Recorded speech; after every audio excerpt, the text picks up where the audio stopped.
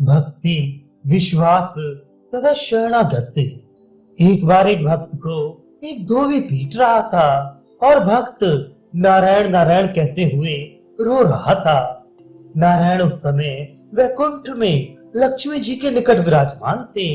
वे झट उठकर उसे बचाने के लिए दौड़े, पर थोड़ा ही जाकर वे लौट आए। ये देखकर लक्ष्मी जी ने पूछा, इतनी जल्दी लौट आए? नारायण ने कहा, मुझे नहीं जाना पड़ा, मैं मूर्ख भी धोबी बन गया है। वह स्वयं ही अपनी रक्षा कर रहा है। उसे जो मार रहा था उस धोबी को अब यह भी मारने लगा है। तब मेरे जाने की क्या जरूरत? ईश्वर पर संपूर्ण रूप से निर्भर होने पर ही वे रक्षा करते हैं, अन्यथा नहीं। एक बार गोपाल का कुछ समाचार न मिलने के कारण यशोदा माता राधिका के पास आकर बोली, बेटी, तू मेरे गोपाल की कोई खबर जानती है? राधा उस समय भाव मग्न थी। यशोदा की बात को वे सुन ना सकी। बाद में भाव समाधि के भंग होने पर अपने सामने नंद रानी यशोदा को बैठी देखकर उन्होंने प्रणाम करके पूछा, माँ, तुम यहाँ क्यों आई हो? यशोदा ने अपने आने का कारण बताया। सुनकर राधा बोली, माँ, तुम नैन मूंद कर गोपाल के रूप का ध्यान करो, ऐसा करते ही तुम उन्हें देख पाओगी। यशोदा के नैन मूंदते ही महाभावमयी राधिका ने उन्हें भाव में निमग्न कर दिया और तब यशोदा को भावावस्था में गोपाल के दर्शन दिए। तदनंतर यशोदा ने राधिका से वर मांगा, बेटी, मुझे यही वर दो कि मैं नैन मूंदते ही गोपाल के दर्शन पाऊं। एक बार राम वन में भ्रमण करते हुए पंपा सरोवर के किनारे आए और अपने तीर धनुष को किनारे जमीन में गाड़कर पानी पीने के लिए सरोवर में उतरे। ऊपर आकर उन्होंने देखा कि उनके बाण से एक मेढक विंधकर लहूलुहान हो रहा है। राम ने अत्यंत दुखित हो उससे कहा, तुमने आवाज क्यों नहीं की? तुम चिल्लाते तो मैं जान जाता कि यहाँ तुम हो, तब तुम्हारी यह दशा नहीं होती। मेढक बोला, राम, जब मैं संकट में पड़ जाता हूँ तब हे राम रक्षा करो ऐसा कहकर पुकारता हूँ। अब कि जब राम ही मार रहे हैं तब और किसे पुकारूं? एक दिन किसी रईस आदमी का नौकर कपड़े में ढकी हुई कोई वस्तु हाथ में ले मालिक के दफ्तर के एक कोने में विनीत भाव से खड़ा था। मालिक ने उसे देखकर पूछा, क्यों जी, तुम्हारे हाथ में क्या है? अत्यंत संकोच के साथ नौकर ने कपड़े में से एक शरीफा निकालकर मालिक के सामने रखा। वह बोला तो कुछ नहीं, पर उसके चेहरे से ये भाव स्पष्ट रूप से प्रकट हो रहा था कि मालिक अगर इसे ग्रहण करें तो मैं निहाल हो जाऊं। उसका भक्ति भाव देखकर मालिक ने प्रेम के साथ उस फल को ग्रहण करते हुए कहा, वाह, बहुत अच्छा शरीफा है, तुम कहां से ले आए? भगवान भी इसी तरह भक्त के हृदय का भाव देखा करते हैं। भक्ति भाव से अर्पित की हुई सामान्य वस्तु भी वे बड़े प्रेम से स्वीकार करते हैं। श्री राम कृष्ण प्रताप चंद्र मजूमदार से बोले, देखो, तुम्हें एक बात बताता हूँ, तुम पढ़े लिखे हो, बुद्धिमान हो, तुम गंभीर आत्मा हो।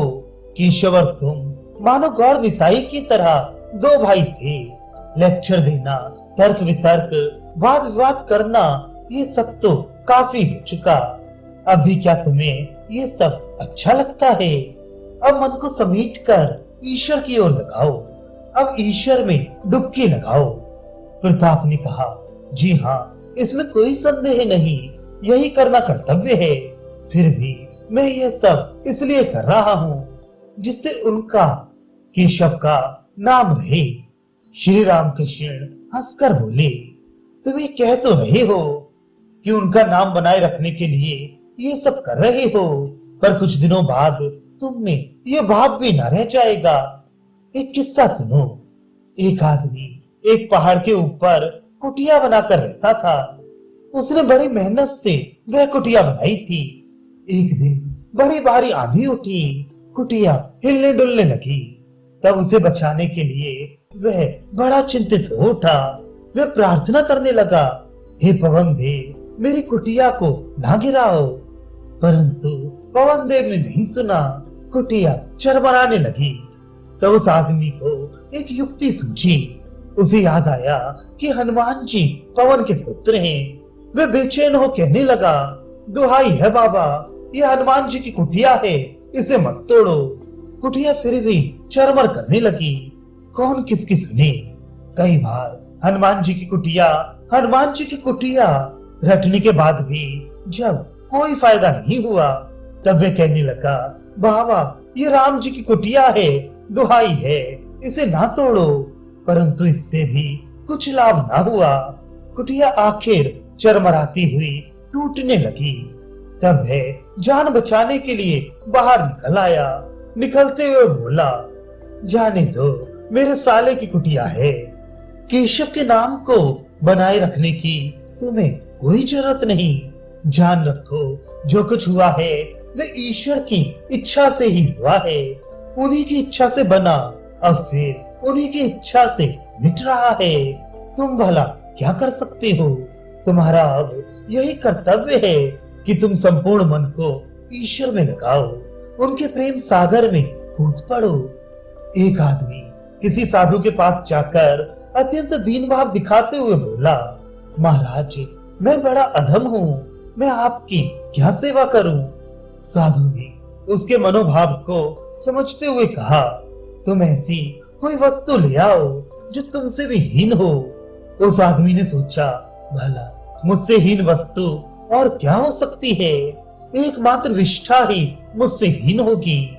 ऐसा सोचा वह मैदान में विष्ठा लाने के लिए गया, पर उसके निकट आते ही विष्ठा भूल उठी। मुझे मत छुओ, मैं पहले देवताओं के भोग में चढ़ने वाली सुंदर मिठाई थी, पर एक बार तुम्हारे संपर्क में आते ही मेरी ऐसी दशा हो गई कि मेरे पास आते ही लोग नाक पर कपड़ा लगाकर दूर हट जाते हैं। अब तुम मुझे फिर छूने आई हो। तुम्हारे स्पर्श से न जाने मेरी और भी क्या दुर्दशा होगी। मुझे मत छुओ। ये सुनते ही उस आदमी में यथार्थ दीनता का भाव आ गया। एक बार नारद के मन में अभिमान उत्पन्न हुआ, मेरे जैसा भक्त कोई नहीं है।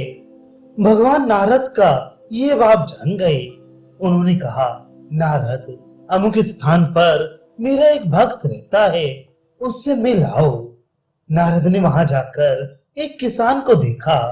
वह किसान सुबह उठकर केवल एक बार हरि नाम का उच्चारण कर हल ले खेत में चला गया। खेत में उसने दिन भर काम किया, फिर घर आ रात को सोते समय वह और एक बार हरि का नाम लेकर सो गया। ये सब देखकर नारद ने मन ही मन कहा, वाह रे वाह, भगवान इसी को भक्त कह रहे हैं। भक्त का लक्षण तो इसमें कुछ भी दिखाई नहीं देता। फिर नारद ने भगवान के पास जाकर अपना मनोभाव प्रकट किया। तब भगवान बोले, नारद तुम इस तेल से भरी कटोरी को हाथ में ले गोलोक धाम का भ्रमण कराओ, परंतु देखना एक बूंद तेल छलकने ना पाए। भगवान के आदेश अनुसार नारद हाथ में तेल का कटोरा लिए गोलोक भ्रमण कराए। तब भगवान ने पूछा, नारद गोलोक भ्रमण करते समय तुमने मेरा कितनी बार स्मरण किया। नारद बोले, भगवान मैं एक बार भी आपका स्मरण नहीं कर सका, भला करता भी कैसे। आपने मुझे जो तेल की कटोरी दी थी वह लबालब भरी हुई थी, उसमें से तेल छलक ना पाए। इस भय से मुझे उसी ओर पूरी दृष्टि रखकर बहुत ही संभल संभल कर चलना पड़ा। भगवान ने कहा, नारद एक कटोरी तेल के भय से तुम्हारे जैसा भक्त मुझे भूल गया। फिर वह किसान कितना बड़ा भक्त ना होगा जो सिर पर ये प्रचंड संसार का भार ढोते हुए भी दिन में कम से कम 2 बार तो मेरा स्मरण करता है। किसी समय एक स्थान पर 2 योगी भगवत प्राप्ति के लिए साधना कर रहे थे। एक दिन देवऋषि नारद उस ओर से गुजरे। उन योगियों में से एक ने नारद से पूछा, क्या आप स्वर्ग से आ रहे हैं। नारद बोले, हाँ। योगी ने कहा, अच्छा बताइए तो भला भगवान इस समय स्वर्ग में क्या कर रहे हैं? नारद बोले, मैंने आते समय देखा कि भगवान सुई के छेद में से ऊंट और हाथियों को पार करा रहे हैं। सुनकर योगी ने कहा, इसमें कोई अचरज नहीं, भगवान के लिए कुछ भी असंभव नहीं। किंतु दूसरा योगी बोल उठा, ये असंभव है, तुम भी स्वर्ग में नहीं गए। पहला योगी भक्त था, उसमें शिशु की तरह सरल विश्वास था। वे जानता था कि भगवान के लिए कुछ भी असंभव नहीं। भगवान का स्वरूप कोई नहीं जानता।